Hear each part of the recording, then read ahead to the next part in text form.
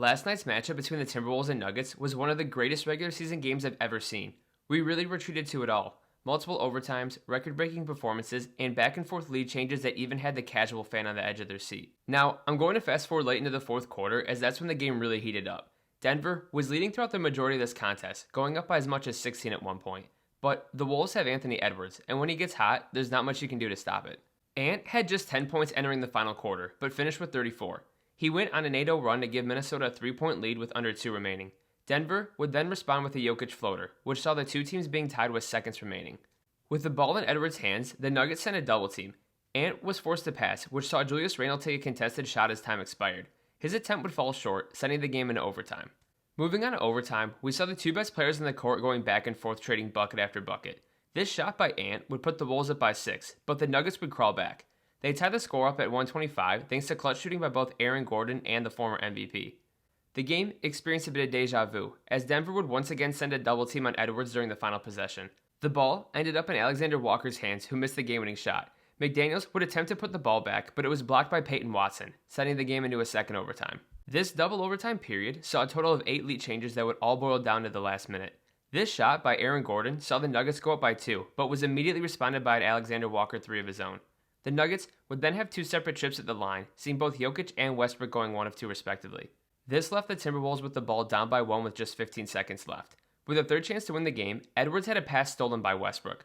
Him and Christian Braun had a 2-on-1 going the other way, and instead of dribbling out the clock, Russ decided to lay it up. Only, instead of making the bucket, he misses it, giving the Wolves one last chance to win the game. All the Nuggets have to do is get a stop. Edwards drives down the lane and finds an open Alexander Walker for 3. He misses the shot as time expires, but is fouled by none other than Russell Westbrook. Now, there's a bit of discussion whether or not he was fouled before or after the buzzer sounded, but from my standpoint, I think it was a clear foul. Nikhil just has to go 2 of 3 from the line to seal it, and he does just that. He makes his first 2 free throws before intentionally missing the third, giving Minnesota a 1-point victory. After the spectacle I just witnessed, there are 3 key things that I'm taking away from this game.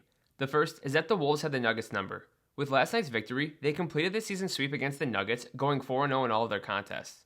My second takeaway is that regardless of who you think wins MVP, one thing was made clear yet again, and that is that Nikola Jokic is the best player on the planet.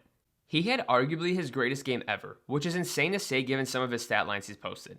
He scored a career-high 61 points to go along with 10 rebounds and 10 assists. He set an NBA record for most points in a triple-double ever, and became just the 3rd player to ever record a stat line of at least 60, 10, and 10. His performance was so absurd that it completely overshadowed Stephen Curry's 52 points on 12 threes made. Shout out to Steph though, putting up that type of performance at 37 is just ridiculous. My final takeaway is that in my opinion, this is the best modern rivalry we have in the NBA, especially when you consider these two teams faced off in the previous 2 playoffs. Back in 2023, Denver bested Minnesota in 5 en route to capturing their first championship. And then last year, we saw the Timberwolves exact their revenge by beating the Nuggets on their home court in a Game 7. With the way the standings are shaping up currently, there's a real chance we get a round 3. I personally would love to see this happen, as it seems we're treated to a spectacle every time these 2 squads face off. And that wraps it up for what was one of the wildest games the NBA has seen in a minute. Let me know what you guys are feeling down in the comments below. I look forward to hearing what you have to say. If you enjoyed the video, make sure to like, comment, subscribe, and share with your friends. Thanks for watching as always, and until next time, peace.